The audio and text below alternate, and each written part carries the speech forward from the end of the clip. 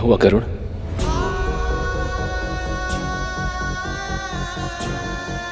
कुछ नहीं भैया, वो बस मां की स्मृति हुई तो आंसू भी अपने आप ही आ गए। किंतु भैया, इतना सब कुछ जानने के बाद भी मुझे इस बात का पता नहीं चल पाया कि मां बड़ी मां की दासी कैसे बनी। इसके पीछे अवश्य कद्रू मां की कोई चाल थी,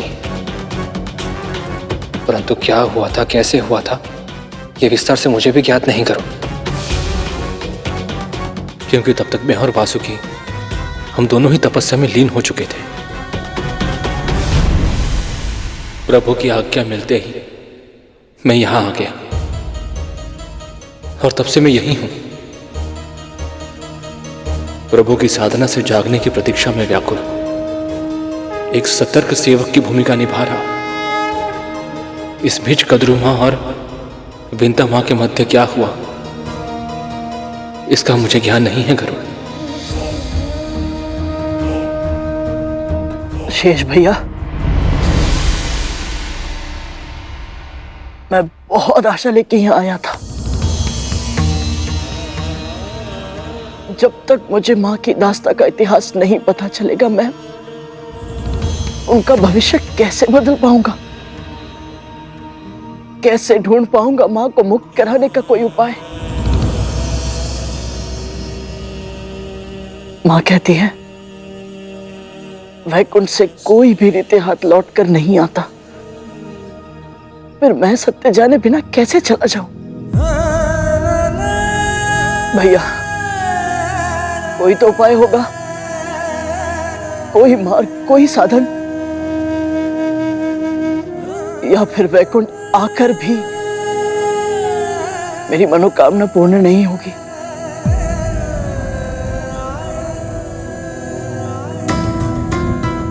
मार्ग और साधन दोनों ही तुम्हारे सामने हैं गरुड़।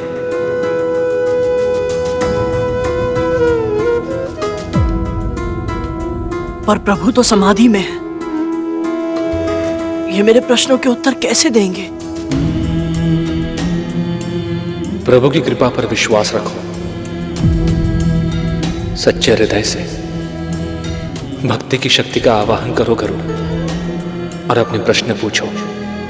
फिर देखना, तुम्हें तुम्हारे उत्तर अवश्य मिलेंगे गरुड़।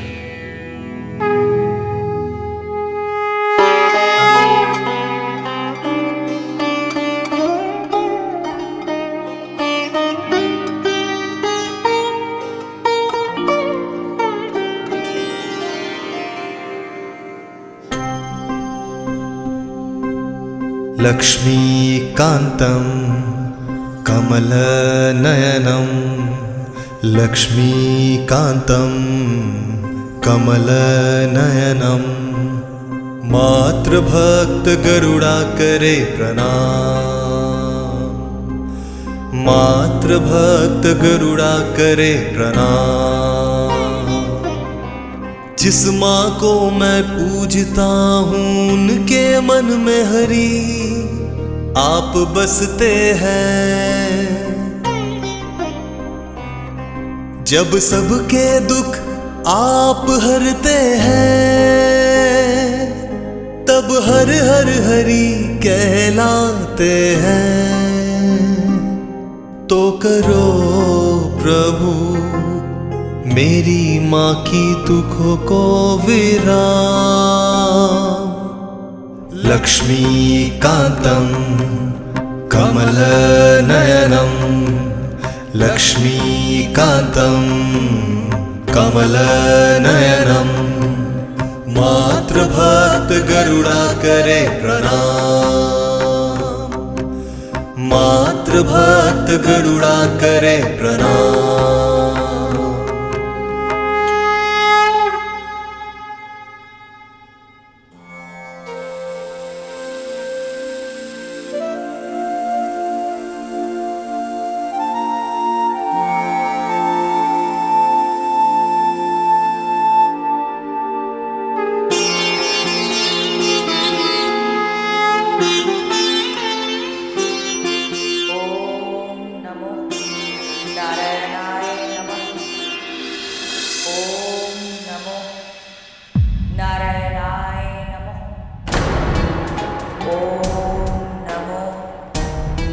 नारायणाय नमः।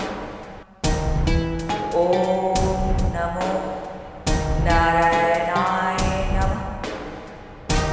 ओम नमो नारायणाय नमः।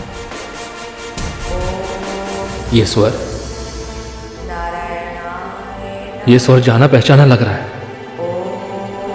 नमो नारायणाय नमः। ओम नमो नारायणाय नमः। एक देवी ऊंचे पहाड़ की चोटी पर विराज कर नारायणाय प्रभु की गहन तपस्या कर रही है भैया। नारायणाय नमः। ओम नमो नारायणाय नमः। ओम ये तो देवताओं की माँ है, नारायणाय अदिति माँ। ओम नमो नारायणाय नमः। ओम नमो नारायणाय नमः। ओम नमो नारायणाय नमः। मार्ग मिल गया गरुड़। विंता माँ के साथ क्या हुआ था, इसका उत्तर तुम्हें अदिति माँ के पास ही मिलेगा। किंतु भैया वो तो कठोर तपस्या में लीन है। जो कठोर तपस्या में लीन होते हैं ना, उनके दर्शन मात्र से सारी बाधाएं दूर हो जाती हैं। विश्वास रखो गरुड़, अविलंब अदिति माता के पास जाओ। जी भैया। तुम्हें देखकर कितनी प्रसन्नता हुई है कि शब्दों में वर्णन करना संभव नहीं है मेरे लिए। बस अब एक ही प्रार्थना है, शीघ्र अतिशीघ्र विंता माँ को उनके कष्टों से मुक्त कराओ और तुम्हें फिर से वैकुंठ आने का सौभाग्य मिले। मेरी भी यही इच्छा है भैया कि भगवान श्री विष्णु के आशीर्वाद से मुझे वैकुंठ आने का सौभाग्य प्राप्त हुआ तो हम दोनों भगवान श्री विष्णु और मां लक्ष्मी के दर्शन एक साथ कर पाए।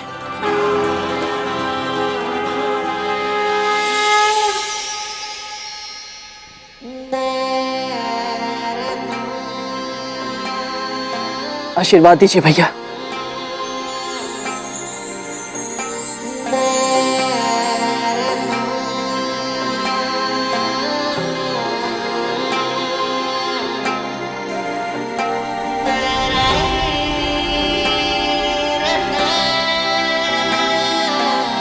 जाओ।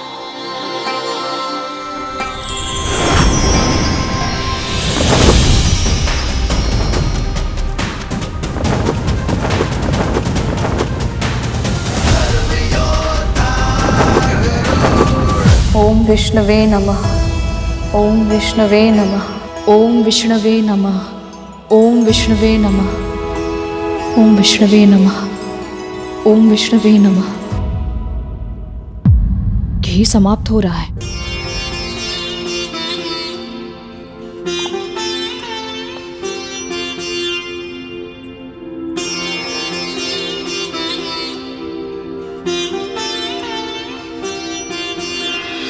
क्या संकेत मिला तुझे?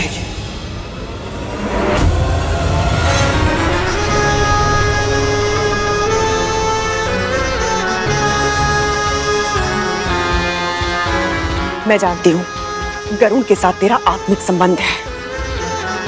उसका हृदय पुकारता है और तेरा हृदय सुनता है। जन्म से पहले ही तू उसकी पुकार सुन लेती थी। अब बता कहां है वो? इस माँ का हृदय केवल इतना जानता है कि उसका पुत्र जीवित है। वो कहाँ है ये नहीं जानता, पर मैं पता लगा सकती हूँ महारानी।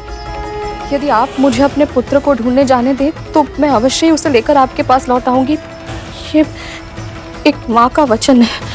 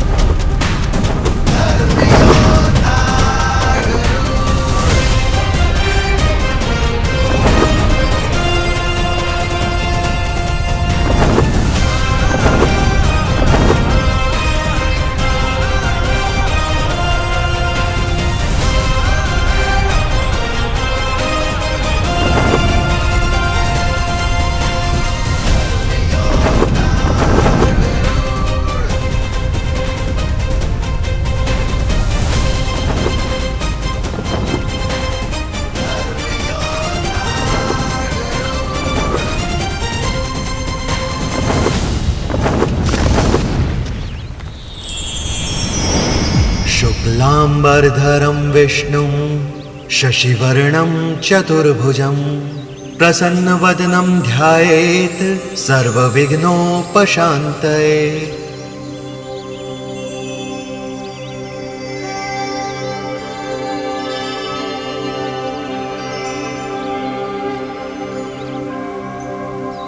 यस्य स्मरणमात्रेण जन्म संसार बंधनात् विमुच्यते नमस्तस्मै विष्णवे प्रभ विष्णवे। ॐ नमो नारायणाय नमः। ॐ नमो नारायणाय नमः। मुझे जाने दीजिए महारानी, वो अभी छोटा है, मुझे उसकी चिंता हो। मुझे तनिक भी नहीं हो रही है चिंता। मुझे पता है तेरे पुत्र के प्राण तुझ में बसते हैं। वो कहीं भी क्यों ना चला गया हो, वो वापस तेरे पास अवश्य आएगा। तब मैं और मेरे पुत्र मिलकर अनुशासन का ऐसा पाठ पढ़ाएंगे उसे कि वो समस्त संसार के लिए उदाहरण बन जाएगा। यदि तू उसे ढूंढने चली गई तो चिंता मेरा भाग्य बन जाएगी। क्या सोचा था तूने? ऐसा होने दूंगी मैं?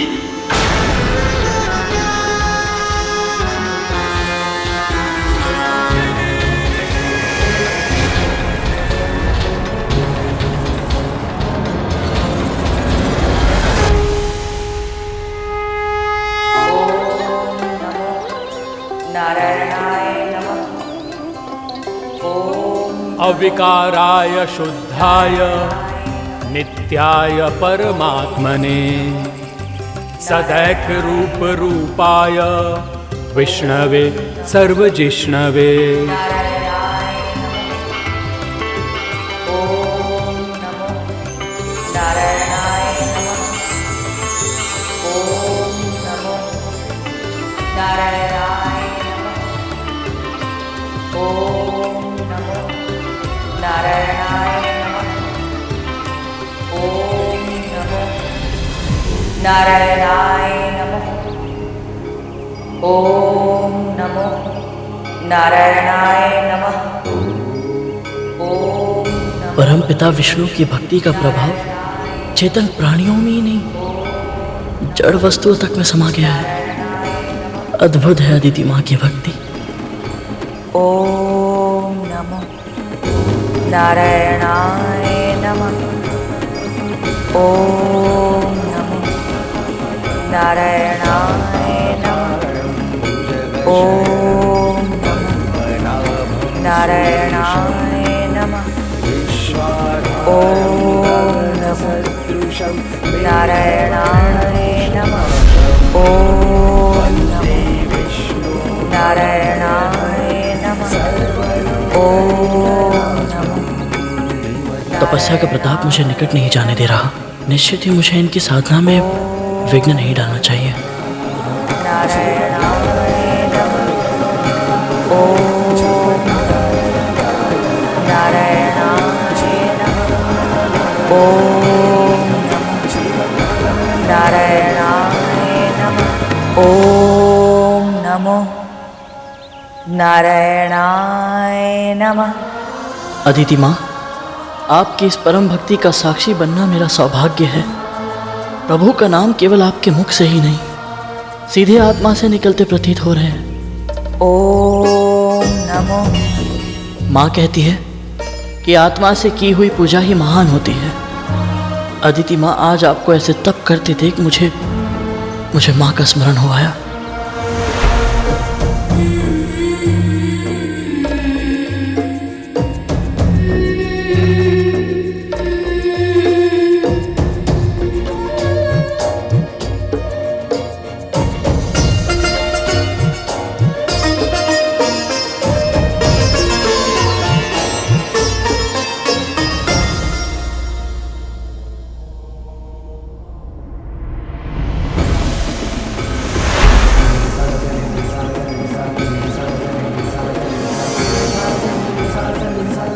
पहली बार इतने अधिक समय तक माँ से दूर रहा हूँ, और वो भी उनकी इच्छा के विरुद्ध। कितनी क्रोधित होंगी वो, और चिंतित भी। आपकी इच्छा के बिना एक पत्ता भी नहीं हिलता।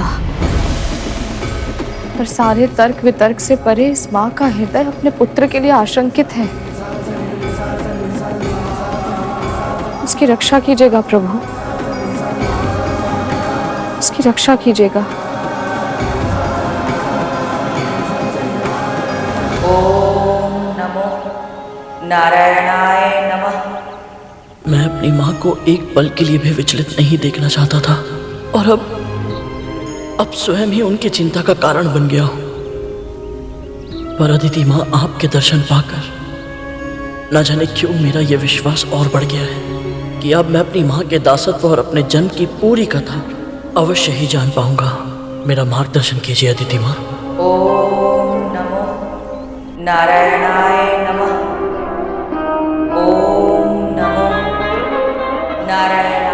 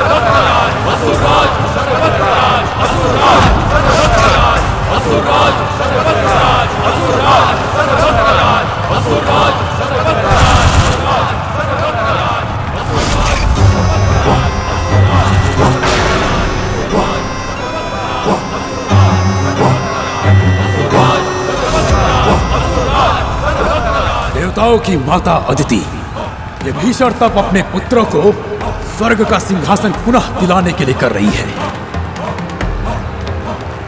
परंतु उन्हें यह स्मरण नहीं है कि हम उनका ये उद्देश्य कभी पूर्ण नहीं होने देंगे।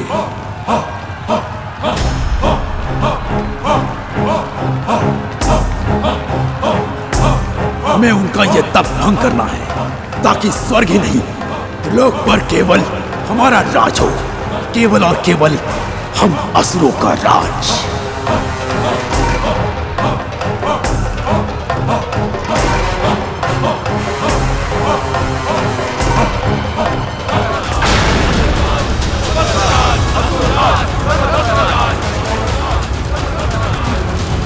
देवताओं की माता अदिति विभीषण तब अपने पुत्रों को स्वर्ग का सिंहासन पुनः दिलाने के लिए कर रही है। ये सब तो महाअदिति की तपस्या भंग करने के लिए आ रहे हैं, और यदि ऐसा हुआ तो भगवान श्री विष्णु का, उनके भक्तों का और स्वयं भक्ति का अपमान होगा। मैं क्या करूं? कभी कभी मूर्खता करना बुद्धिमानी से भी अच्छा विकल्प होता है। अधिकतर व्यक्ति अपने कल्याण को दूसरों के हित से अधिक महत्व देते हैं और वो इसे ही बुद्धिमानी कहते हैं, किंतु जो परहित को स्वहित से ऊपर रखते हैं उसे इसका मूल्य चुकाना पड़ता है। इसलिए सामान्य जन की भाषा में इसे मूर्खता भी कहा जाता है। परंतु तुझे ये मूर्खता करनी है गरुड़। जब कभी परोपकार का अवसर आए, संभव है अन्य व्यक्ति हिचकिचाए, पर तू मत झिझकना। कोई भी कारण क्यों ना हो, तू कभी परोपकार करने से पीछे मत हटना। माँ, परोपकार का वास्तविक अर्थ क्या है और मैं अपने दिन प्रतिदिन के जीवन में इसका पालन कैसे कर सकता हूँ? स्वयं का हित सोचे बिना केवल दूसरों के हित के लिए किया गया कार्य ही परोपकार होता है। इसे निस्वार्थ भाव से करना होता है गरुड़, किसी लाभ, अपेक्षा या प्रशंसा के बिना। और हाँ, ये तेरा कर्म है, इसे धर्म की तरह करना और फिर भूल जाना। मैं अपने दायित्व से पीछे नहीं हट सकता। इन असुरों को महाअदिति की तपस्या भंग करने नहीं दे सकता, फिर चाहे मुझे कुछ भी क्यों ना करना पड़े।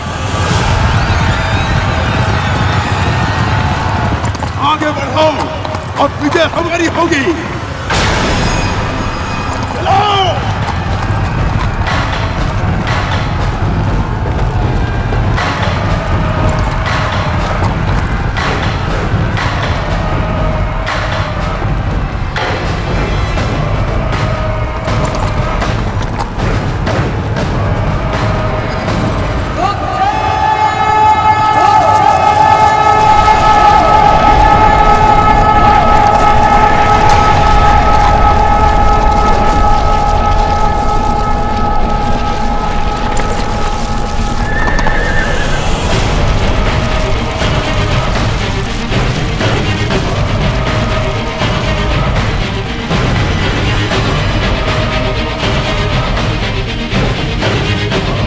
यहाँ तो कोई देवता भी नहीं है।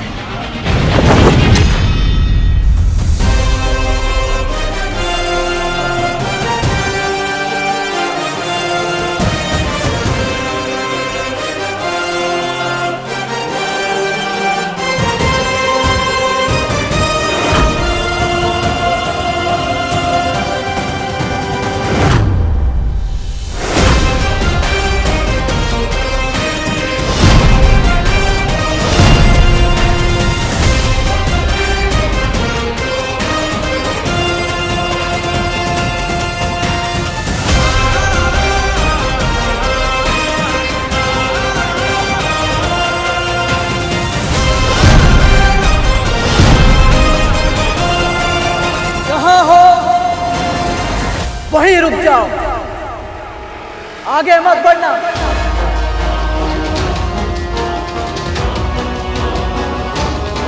नहीं तो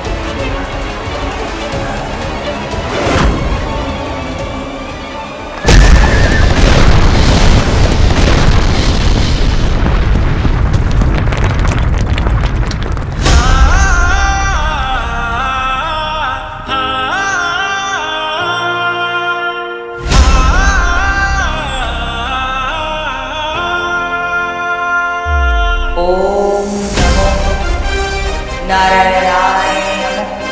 कौन है ये पक्षी जो हमें रोकने का दुस्साहस कर रहा है?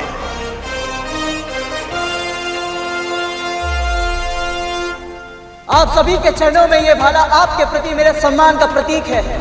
मैं युद्ध नहीं करना चाहता, इसीलिए विनम्र अनुरोध कर रहा हूं, कृपा आगे ना बढ़े।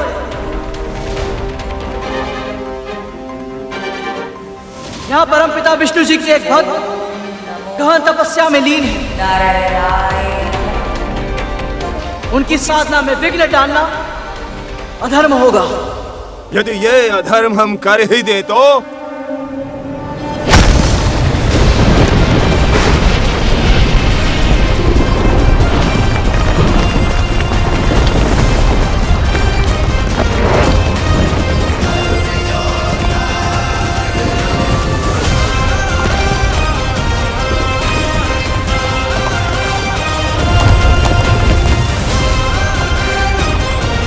यह मेरी तीसरी और अंतिम चेतावनी है।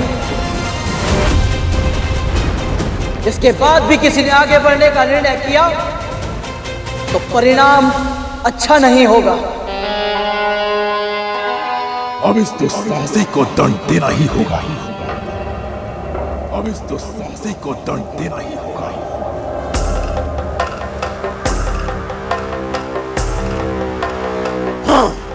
सेनापति जी, बड़े बड़े देवताओं से युद्ध करके आपने उन्हें धूल चटाई है।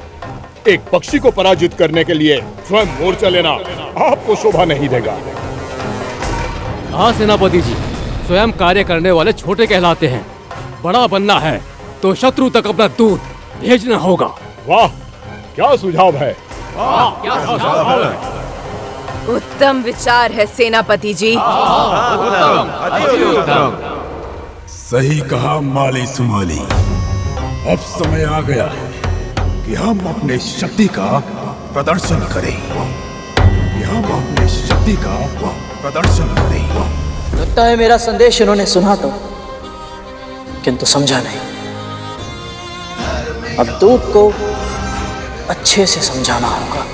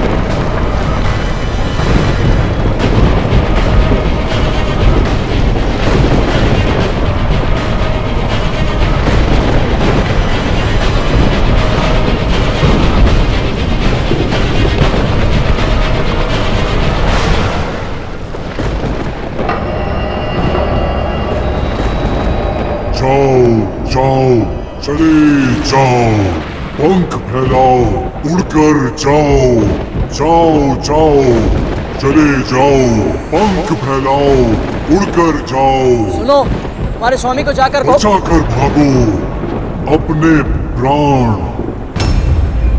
सेनापति कर रहे हैं सावधान, सुनो ध्यान से, छटपट जाओ, फिर ना मिलेगा रक्षादान।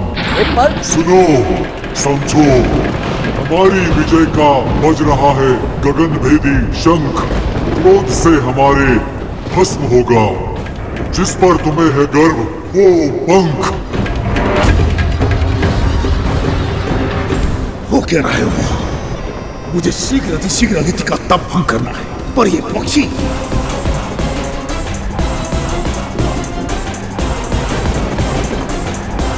जाओ जाओ, चले जाओ, पंख फैलाओ, उड़कर जाओ, जाओ जाओ, चले जाओ।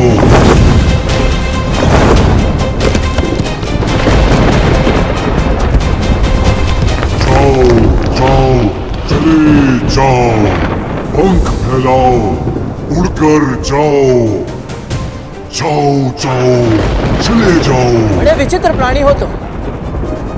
यदि ईश्वर ने बोलने के लिए एक मुख दिया है तो सुनने के लिए दो कान भी तो दिए हैं, उनका भी प्रयोग किया करो। और दूत का कार्य केवल संदेश देना नहीं होता, उत्तर पहुंचाना भी होता है।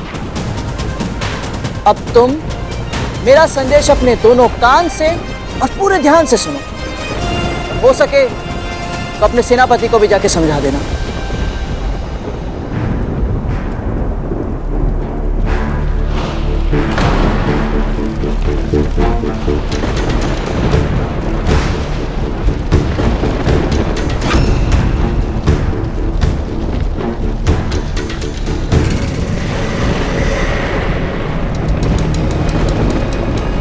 बुद्धिमानी तो सब करते हैं, पर मैं मूर्खता ही करूंगा।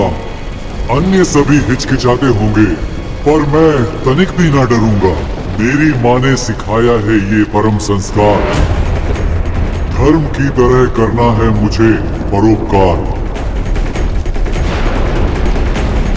इस तप की रक्षा का लिया है मैंने संकल्प। युद्ध भी अवश्य करूंगा यदि ना रहा कोई विकल्प।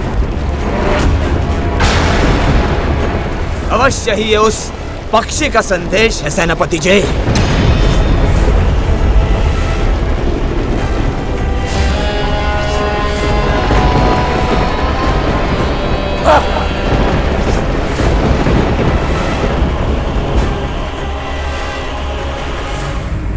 ओम नमो नारायणाय नमः। कौन है ये पक्षी?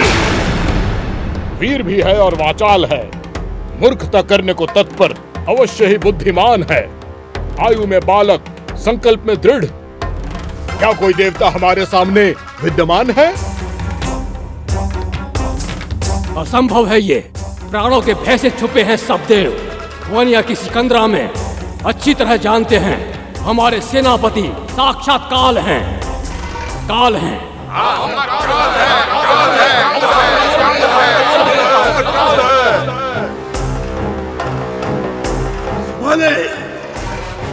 अनुचित समय में की गई कर्णप्रिय बातें अच्छी नहीं होती। ये कौन है और किसके कहने पर आया है, ये हमें पता करना होगा।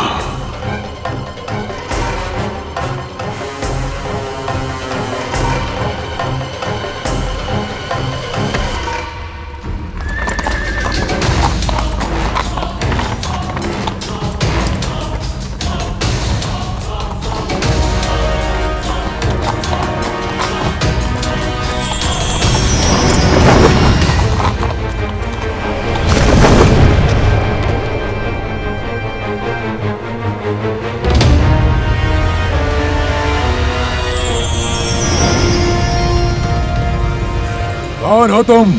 मेरा नाम या मेरा कुल जानने से कोई अंतर नहीं पड़ेगा। माँ कहती है व्यक्ति की वास्तविक पहचान उसके कर्म से होती है और मेरा कर्म इस तपोभूमि की रक्षा करना है। तपोभूमि की या तप करने वाली की? उसके पुत्र पहले ही कायरों के भांति अपने प्राणों को बचाकर कहीं छिपे हुए हैं, तो तुम अपने प्राणों की आहुति क्यों देना चाहते हो? संबंध ही क्या है तुम्हारा उसके साथ? धर्म का संबंध है मेरा। नारायणाय। माँ कहती है धरती के कण कण में प्रभु श्री विष्णु जी का वास है। चर अचर जड़ चेतन, यहाँ तक कि सभी प्राणी भी उन्हीं का रूप है। और जब हम सब में एक ही ईश्वर का अंश है, तो हम सब आपस में संबंधी हुए ना। बड़ी कम आयु में बड़ी बड़ी बातें करना सीख गए हो तुम। मेरी माँ ने सिखाया है मुझे। माँ। अद्भुत, अद्भुत। इतनी अच्छी और सुंदर बातें सिखाने वाली कौन है तुम्हारी माँ? और कौन है तुम्हारे पिता? किसके पुत्र हो तुम? फिर से परिचय पर आ गए, तो फिर एक और बात जान लो। पहले परिचय देने वाला दुर्बल कहलाता है।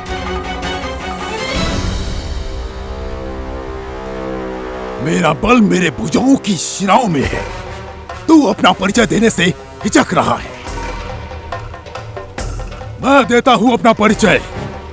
असुर सेनापति हूं मैं, महान ऋषि कश्यप और माता दीदी का पुत्र बजरंग।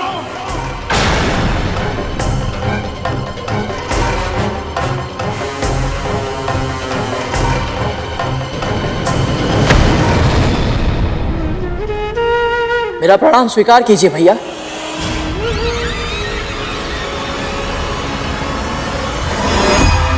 भैया? महर्षि कश्यप और मां विंता का दूसरा पुत्र गरुड़ हूं मैं।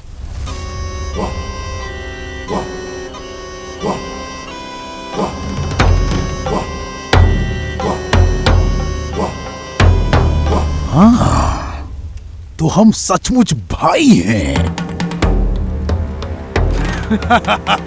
तब तो हमें युद्ध करने की आवश्यकता ही नहीं है। भाई तो देवता भी है, फिर उनसे युद्ध क्यों?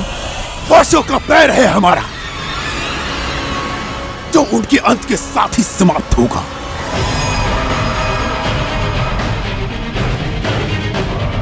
तू उनका पक्ष मत ले करो, हमारे साथ हो जा। मैं तेरी शक्तियों से प्रभावित हूं। मैं तुझे अपनी सेना में ऊंचा पद दूंगा। आजा मेरे साथ। आपने मेरे विषय में सोचा, इतना अच्छा प्रस्ताव दिया, इसके लिए आपका धन्यवाद भैया। किंतु पद और प्रतिष्ठा के लोभ में आकर मैं अपना कर्तव्य नहीं भूल सकता।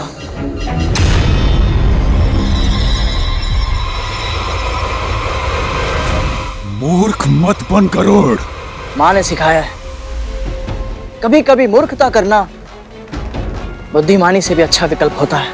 और क्या लाभ होगा मूर्खता से? अपना भला सोच गरुड़। हम असुर तुझे स्वर्ग का सुख प्रदान करेंगे, स्वर्ग का। मेरा स्वर्ग, मेरा सुख मेरी मां के चरणों में ही है। यदि आपको कुछ देना ही है तो देवताओं को दे दीजिए। कभी नहीं, कभी नहीं। देवता हमारे परम शत्रु हैं, इसलिए आज हम देव माता के तप को भंग करेंगे। ओम नमो नारायणाय नमः। ताकि देवता कभी हम पर विजय प्राप्त न कर सके। भैया, अदिति माँ आपकी भी माँ समान है। आपकी माता की बहन है वो, और उनकी इतने वर्षों की तपस्या भंग करके आप उन्हें कष्ट तो देंगे, तो स्वयं भी सुखी नहीं रह पाएंगे। ये महापाप मत कीजिए भैया, लौट जाइए। लौटना तो तुझे होगा गरुड़। बालक समझकर मैं तुझे समझा रहा था, पर यदि तूने हट नहीं छोड़ा तो अब मुझे बल का प्रयोग करना पड़ेगा। किंतु मैं बल का प्रयोग नहीं करना चाहता, और अपने भाइयों के साथ तो बिल्कुल भी नहीं। इसका अर्थ ये नहीं है कि मैं भयभीत हूं। आपके पास विकट दैत्य और असुर है, इतनी बड़ी सेना है, किंतु मैं भी दुर्बल नहीं। भक्ति का बल, धर्म की तलवार, सत्य की ढाल और मां के आशीर्वाद का मंगल कवच है मेरे पास। और जिसके पास इन चारों की शक्ति हो, वो कभी नहीं हार सकता।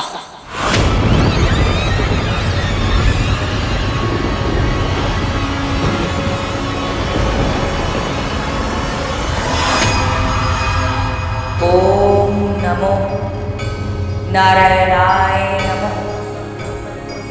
ओम नमो नारायणाय नमः।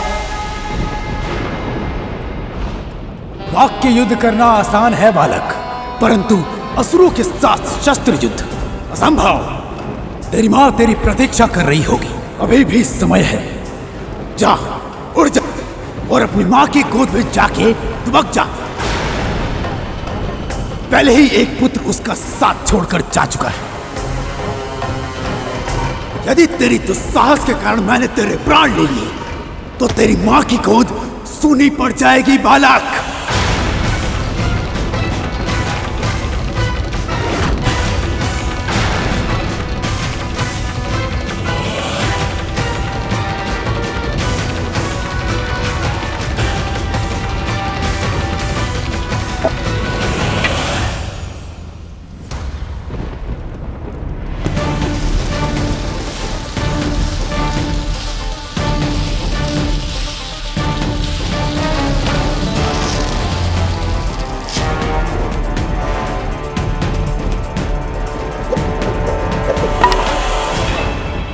प्राणों की चिंता में परोपकार से मुंह नहीं मोड़ सकता मैं। इस रेखा को ध्यान से देखो असुर सेनापति, ये मेरी मां के दिए गए संस्कारों का मान रखने के लिए है। जो वचन मैंने उन्हें दिया था उस वचन की लाज रखने के लिए।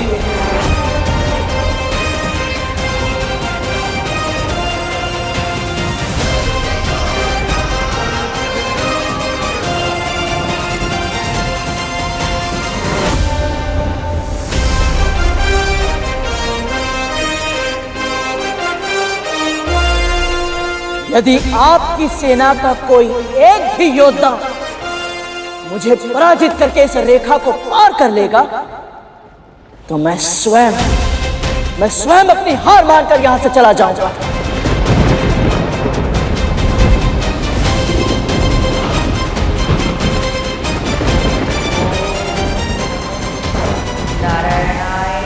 बोलिए, स्वीकार है?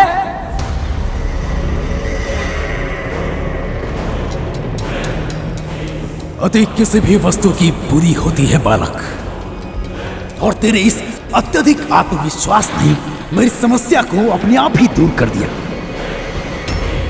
असुर सेना को ललकारा है तूने, और वो भी इस तुच्छ रेखा से।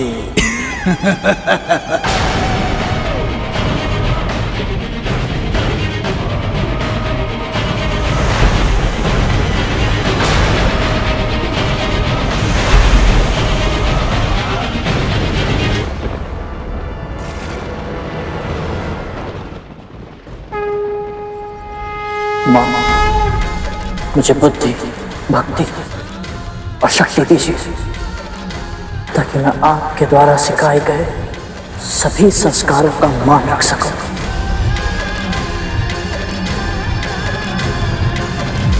माता विंता का पुत्र गरुड़ है ये। जैसे उनका पहला पुत्र शारीरिक रूप से दुर्बल था, अवश्य ही ये मानसिक रूप से दुर्बल है। इसने हमें चुनौती दी है, हमें। यदि इसकी खींची हुई सीमा रेखा को हमने पार कर लिया तो ये अपना पराजय स्वीकार कर हमारे मार्ग से हट जाएगा। अल्पायु में ही स्वयं पर इतना गर्व? क्या इसमें है देवताओं या विष्णु का कोई षड्यंत्र? षड्यंत्र की गंध को सूंघना वज्रांग अच्छी तरह जानता है सुमाली, पर ये पक्षी तो केवल मों मों मों के रट लगाए हुए है। इसे इसकी मां के पास भेजने के लिए हमारे साधारण सैनिक ही पर्याप्त है।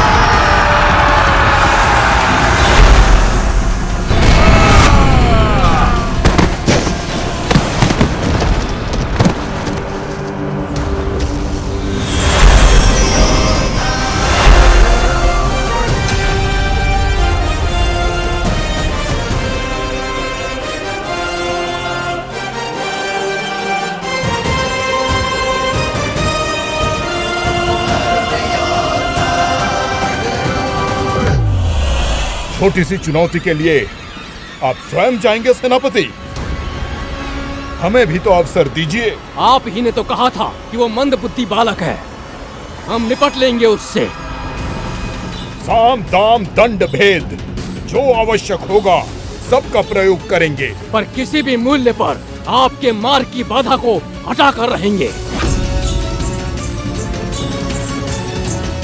इतनी देर हो गई, ये सब तो आपस में ही चिंतन किए जा रहे हैं।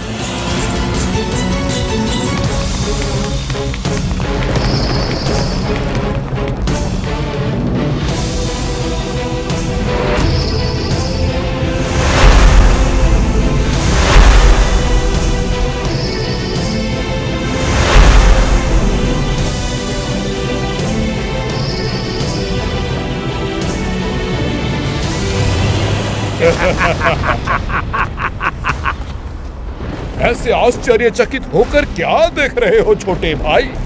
हम तुम्हारे लिए भोजन लाए हैं।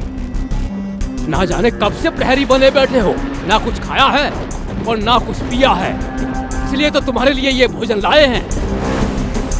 लो, अच्छे से खाओ और अपनी भूख मिटाओ। फिर तुम आराम से अपनी माँ की संस्कारों की कथा सुनाना। हम अपनी माँ की बातें कहेंगे, तुम अपनी माँ की बातें बताना।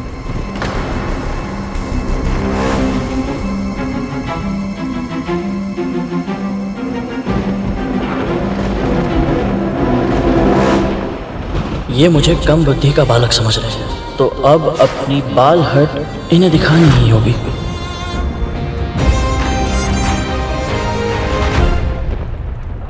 भोजन? आप दोनों का बहुत बहुत बहुत धन्यवाद। आपको पता है, मुझे बहुत समय से भूख लगी थी और ये भोजन तो दिखने में इतने अत्यधिक स्वादिष्ट है, तो स्वाद भी अच्छा ही होगा। अवश्य अवश्य। किंतु क्षमा करें, वो क्या है ना कि ये भोजन मैं ग्रहण नहीं कर सकता। आप कृपया काम करें, आप ये भोजन उन्हें दे दीजिए जो इसे खा सकते हैं। ऐसा कैसे? ना ना ना ना, ये भोजन केवल हम तुम्हारे लिए लाए हैं, तुम्हें इसे ग्रहण करना ही होगा। भोजन को व्यर्थ मत करो, अपनी माँ की शिक्षा का स्मरण करो। अन्न का अनादर करना महापाप होगा। भले ही इनकी नियत में खोट है, पर ये दोनों कह तो सही रहे, अन्न का उपयोग नहीं होगा तो अनादर कहलाएगा। पर यदि मैं ये भोजन देने के लिए किसी उपयुक्त पात्र को खोजने जाऊंगा तो ये दोनों मेरी खींची रेखा पार करके चुनौती जीत जाएंगे और अदिति माँ का तप भंग कर देंगे। तो फिर क्या करूंगा?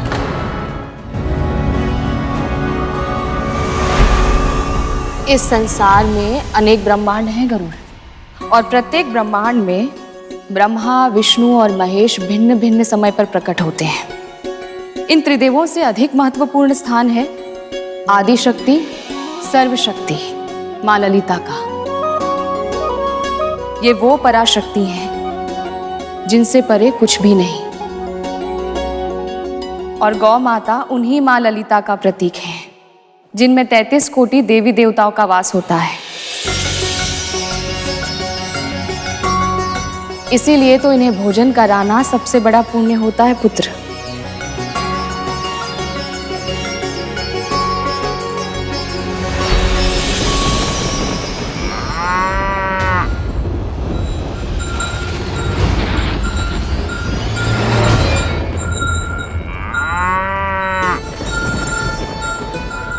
प्रणाम गौ माता।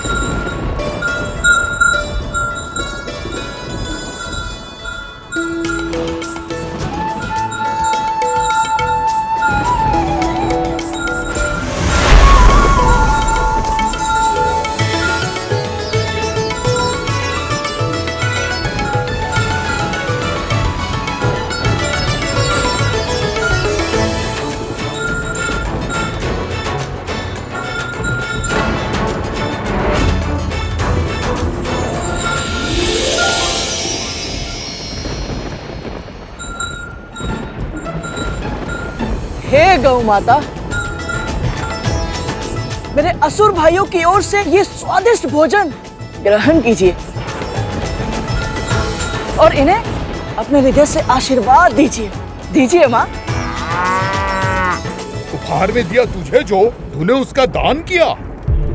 हमारे दिए भोजन का इतना भीषण अपमान किया। अरे अरे बड़े भैया, आप दोनों तो व्यर्थ ही क्रोधित हो रहे हैं।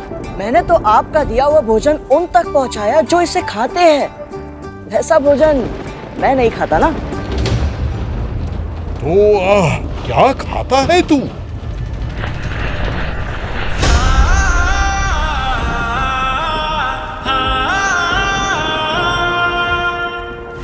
आप जानना चाहते हैं मैं क्या खाता हूँ?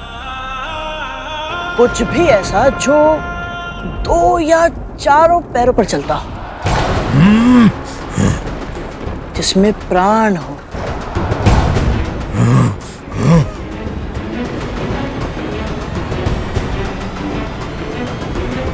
वैसे आप दोनों मेरे खाने के लिए उपयुक्त हैं। हाँ, तो बोलिए, दोनों में से पहले किसे खाओ? जीवा संभाल बालक, जानता नहीं किससे बात कर रहा है तू। अबोध है तू, स्वयं ही अपनी मृत्यु को आमंत्रित कर रहा है।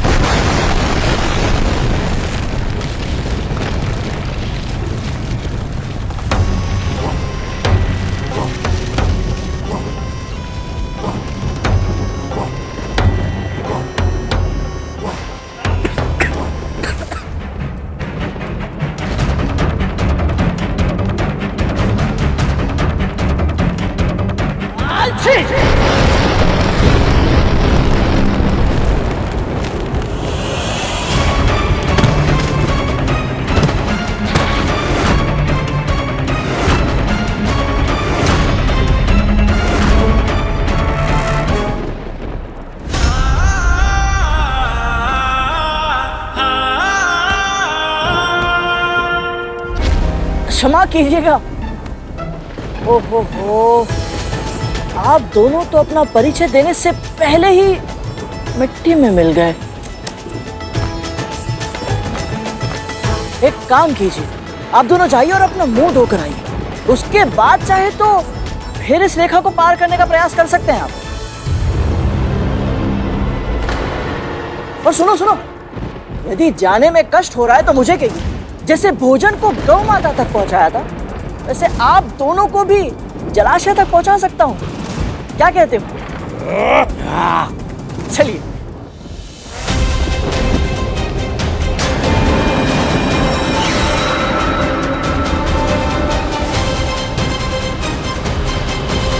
ये माली सुमाली भांति भांति के यत्न प्रयत्न कर उस पक्षी को उड़ाने गए थे। कहीं उसके बातों में फंसकर अपना उद्देश्य तो नहीं भूल गए। तू हमारी खिल्ली उड़ा रहा है। जानता है, ये समस्त सृष्टि हमारे नाम से थर थर कांपती है। सचमुच? हाँ। हाँ, मैंने अभी अभी पूरे ब्रह्मांड की 7 लोकों की यात्रा की और आपके नाम से कांपने वाला तो छोड़ो, कोई जानने वाला तक नहीं है। और सच कहूं तो आप दोनों इस समय मुझे बहुत ही अधिक भयभीत लग रहे हैं। भयभीत? हम दोनों? तुझसे? मैं तो एक माध्यम हूं बड़े भैया। आप सब एक माँ की भक्ति की शक्ति से भयभीत हो रहे हैं, इसीलिए तो इतनी बड़ी सेना लेकर इनकी तपस्या भंग करने के लिए आए हैं।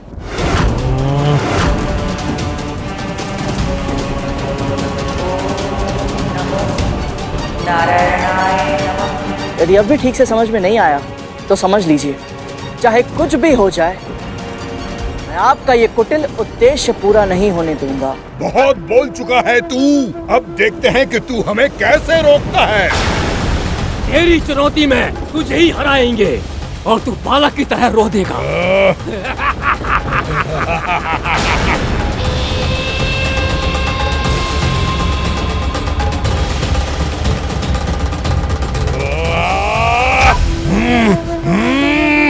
जाओ सुमाली, शीघ्र रेखा पार करो।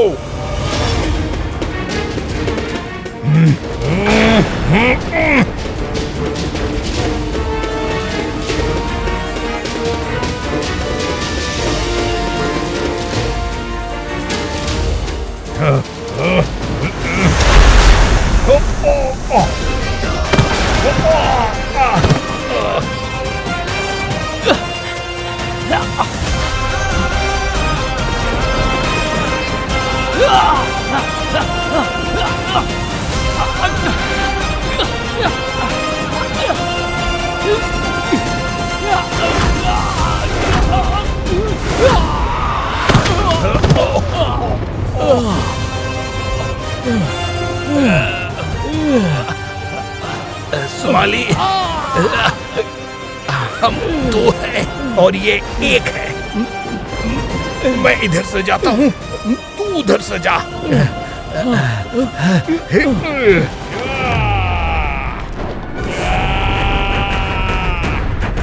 पहले किसे रोकूं?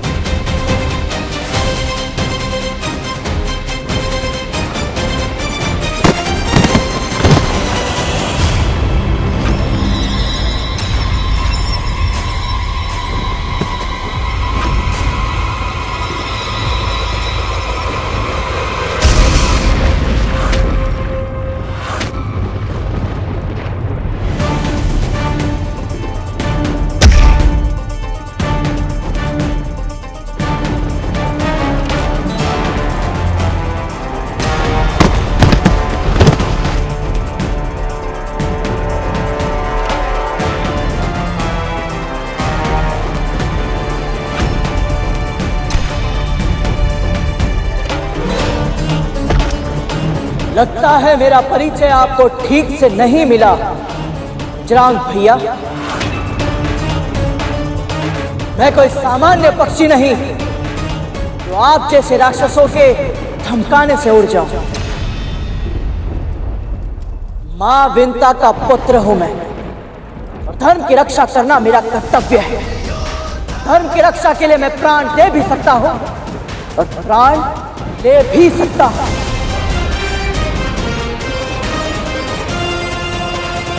किंतु अपने कर्तव्य से पीछे नहीं हट सकता। आपको जो करना है कीजिए, जितने योद्धा भेजना है भेजिए। तो जब तक मेरे तन में रक्त की एक भी बूंद है, इस रेखा को कोई पार नहीं कर सकता।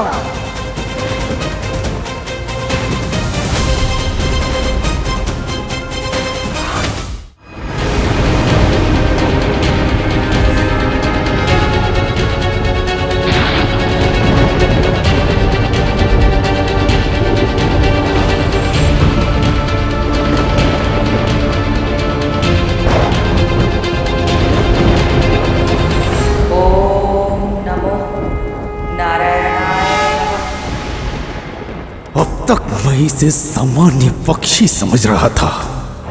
ये मेरी भूल थी। अब मैं इसका सामना ऐसे करूंगा जैसे अपने समान शक्तिशाली शत्रु का किया जाता है। अब जय या पराजय नहीं होगी, अब होगा केवल विनाश, केवल विनाश, केवल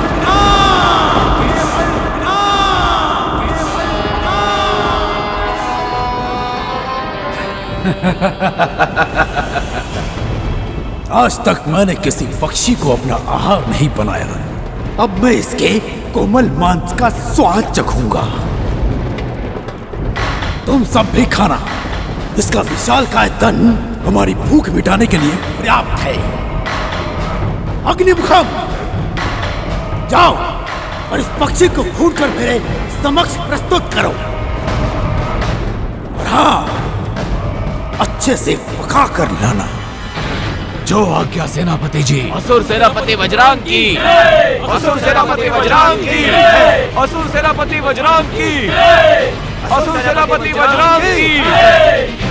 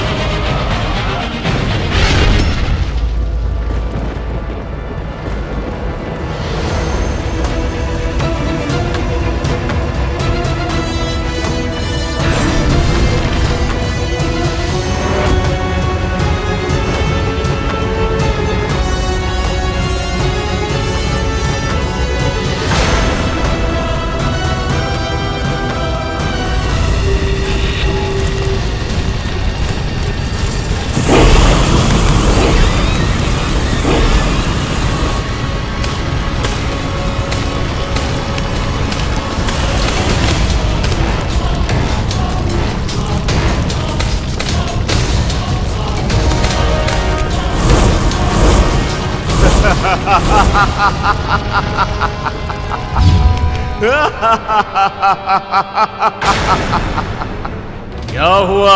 पंख जल गया पक्षी? त्वचा को कष्ट पहुंचा? इस कष्ट को अनुभव कर और सोच कि जिसकी एक सांस तेरी ये स्थिति कर सकती है, उसे क्रोध आ गया तो तेरा क्या होगा?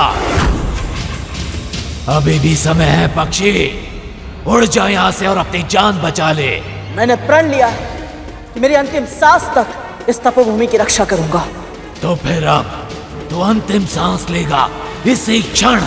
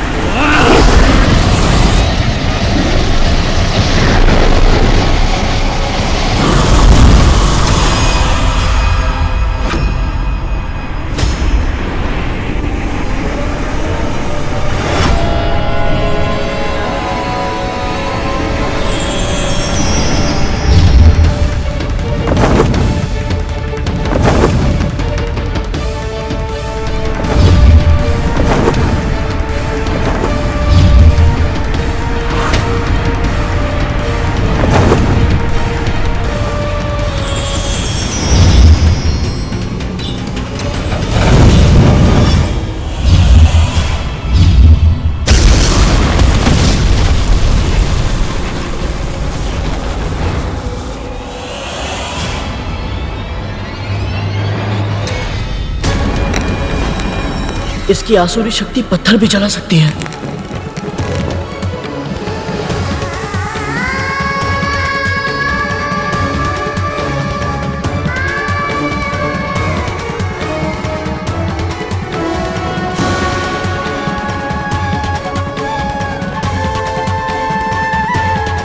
इस राक्षस की अग्नि से तापमान बढ़ रहा है, कहीं अदिति माँ की तपस्या भंग ना हो जाए।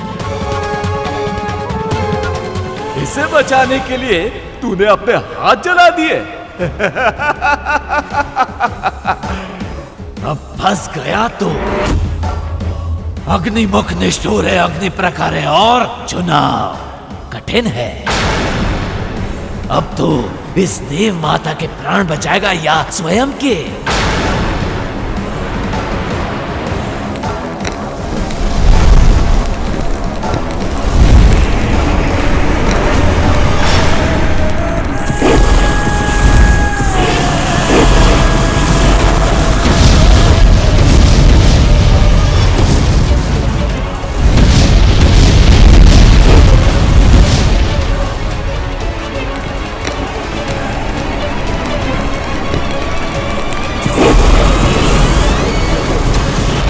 हे परमपिता, मैं क्या करूं?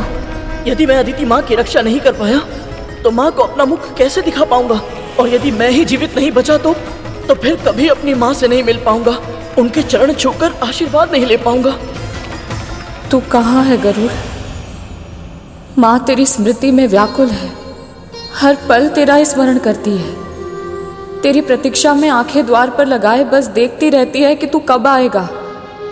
अपनी माँ को और मत तरसा पुत्र, अब लौटा अपनी माँ के पास, लौटा अब। अंतिम बार जब उन्हें देखा था, वैकुंठ जाने के उद्देश्य का सत्य छुपाया था उनसे, वो उद्देश्य तो अधूरा ही रह जाएगा। मेरी माँ आजीवन दासी का जीवन जीने के लिए विवश हो जाएंगी।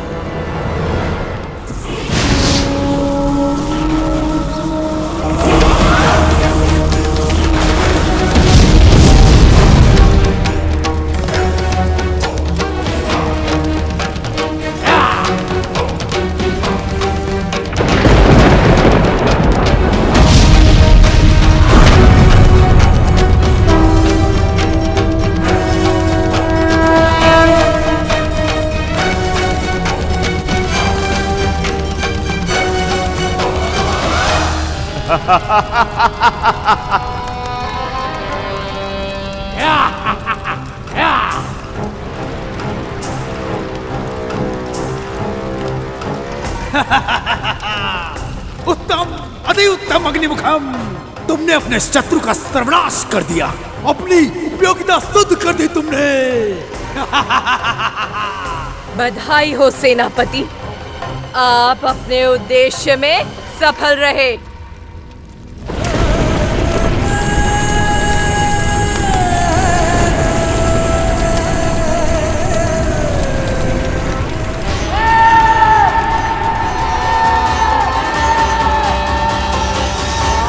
हे नारायण, मेरे गरुड़ की रक्षा करना।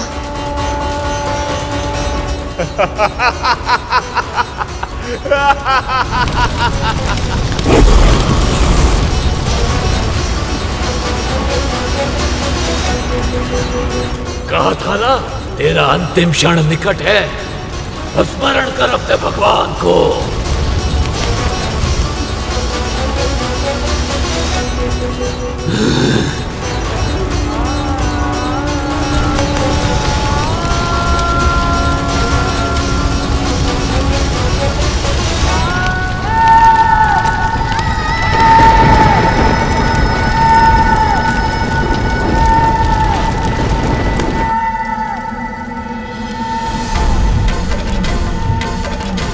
गरुड़,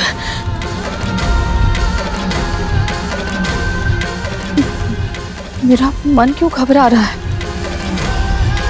कहीं ये किसी दुर्घटना की चेतावनी तो नहीं है? प्रभु, मेरी आशंका का समाधान कीजिए, मुझे कोई संकेत दीजिए।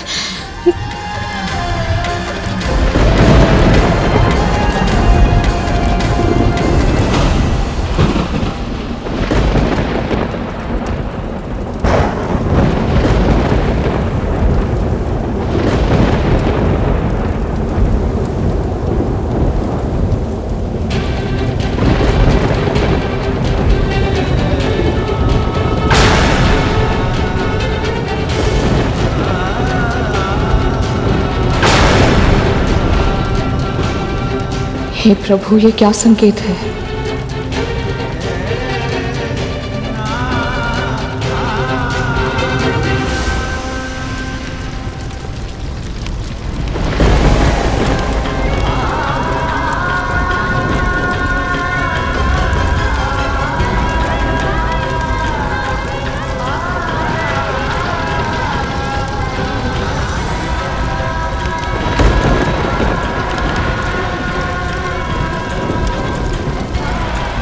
मुझे क्षमा करना माँ।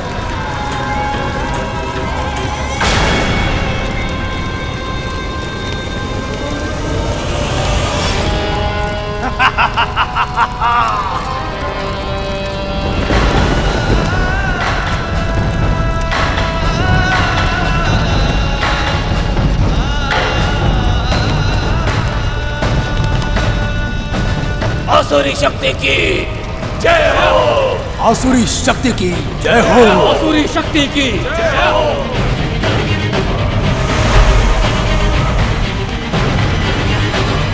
असुर सेनापति वज्रांग की जय। असुर सेनापति वज्रांग की जय। असुर सेनापति वज्रांग की जय।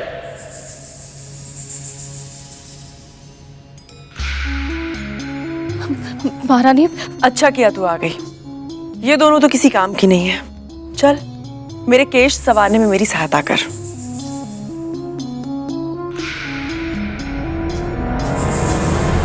महारानी, मुझे लगता है गरुड़ के साथ कुछ अनहोनी हुई है। क्या हो गया? उसके प्राण पखेरु उड़ गए क्या? दीदी,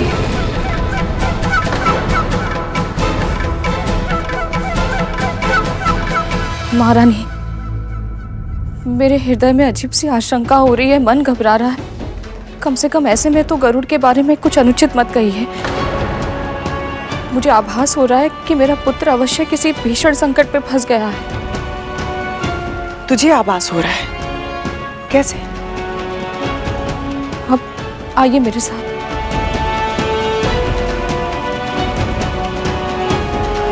मैंने भूमि पर अपनी उंगली से उसका चित्र बनाया था। मिट गया।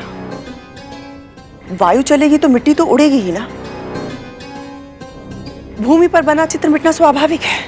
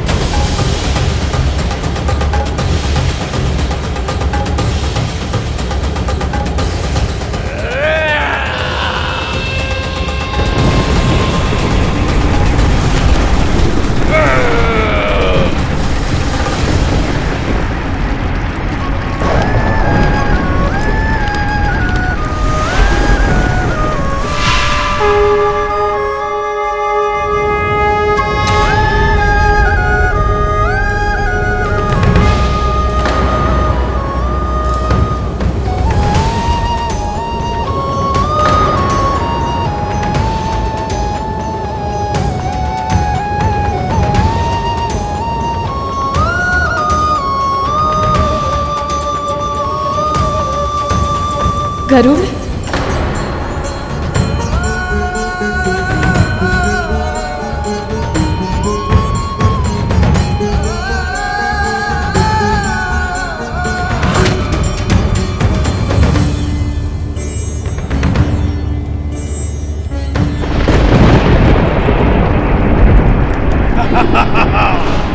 असुरी शक्ति की जय हो। असुरी शक्ति की, असुरी शक्ति की।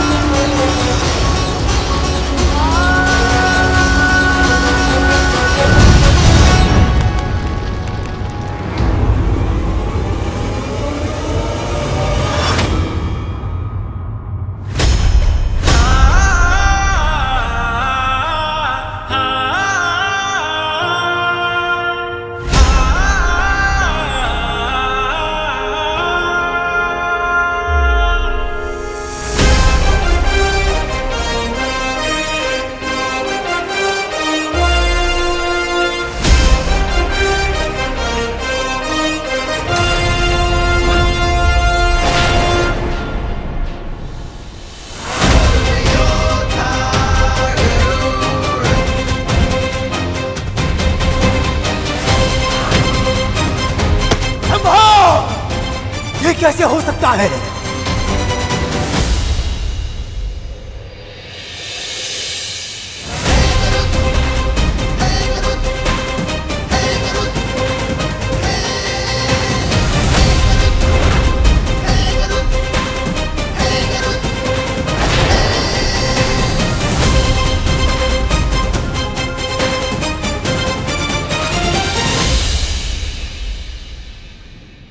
कहा था ना मैंने, मां विंता का पुत्र हूं मैं।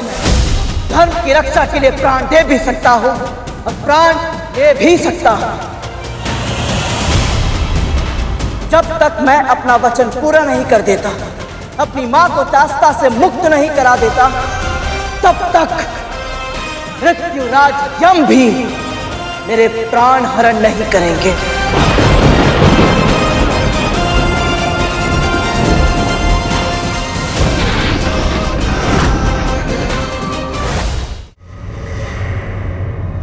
ये पक्षी इतना शक्तिशाली निकलेगा, मैंने इसकी कल्पना भी नहीं की थी।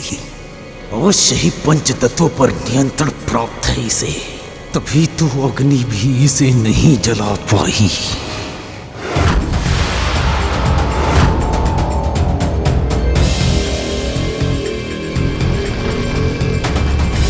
लगता है समय व्यर्थ करना मूर्खता है। अब कुछ और करना होगा।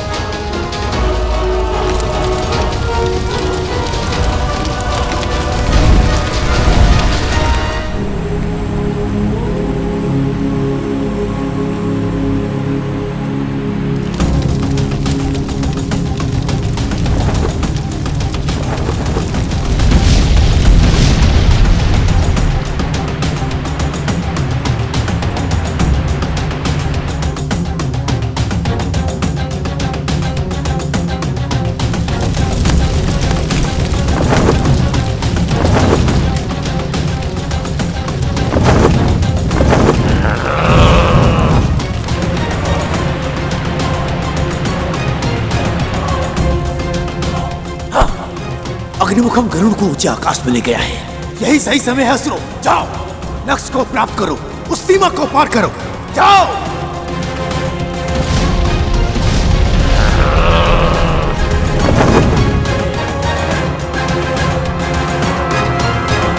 और अग्निमुखम की अग्नि भूमि पर फैलने लगी है सेनापति, वृक्ष जल रहे हैं। तो तुम भी जल जाओ, अपने तन को समाधि बना लो। असुर शक्ति के इस यज्ञ में यदि स्वयं की आहुति बनानी पड़े तो अवश्य दो, परंतु स्मरण रहे असुरों, भस्म होने से पहले तुम्हें उस सीमा रेखा को पार करके अपने लक्ष्य को प्राप्त करना है। अब जाओ, जाओ।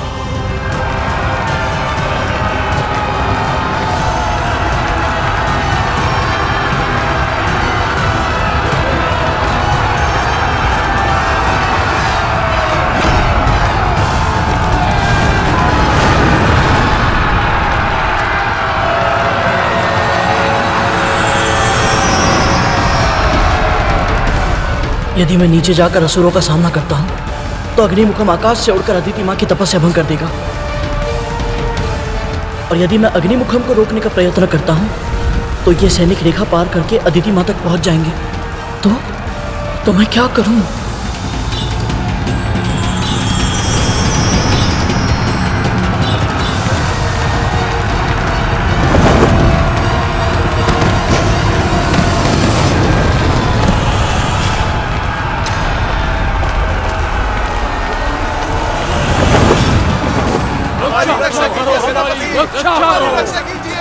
आगे बढ़ो असुरों, पार करो उस रेखा को।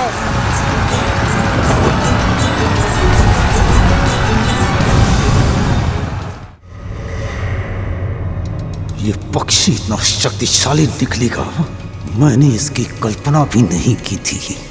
अवश्य ही पंच तत्वों पर नियंत्रण प्राप्त है इसे, तभी तो अग्नि भी इसे नहीं जला पाई।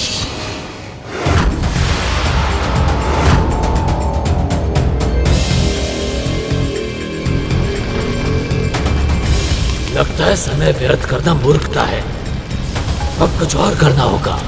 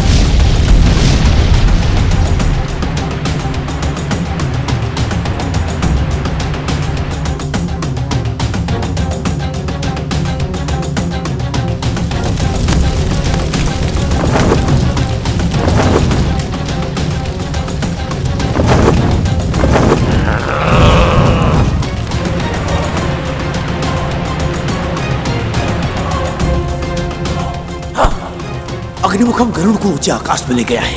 यही सही समय है असुरों, जाओ लक्ष्य को प्राप्त करो, उस सीमा को पार करो, जाओ।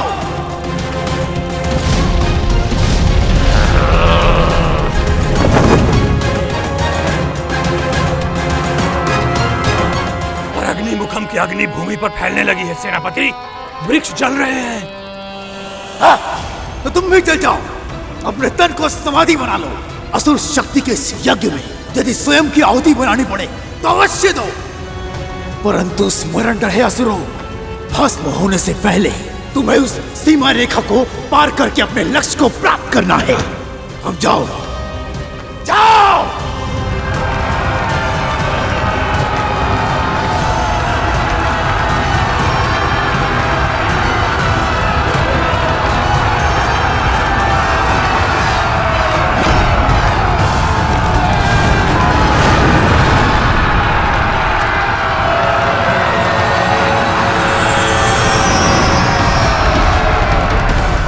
यदि मैं नीचे जाकर असुरों का सामना करता हूं तो अग्निमुखम आकाश से उड़कर अदिति मां की तपस्या भंग कर देगा,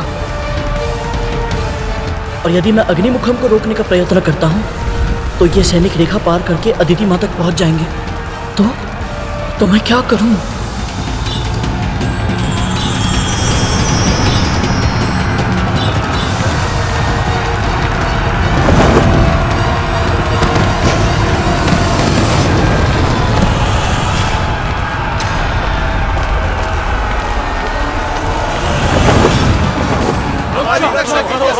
रक्षा करो। आगे बढ़ो असुरों, पार करो उस रेखा को।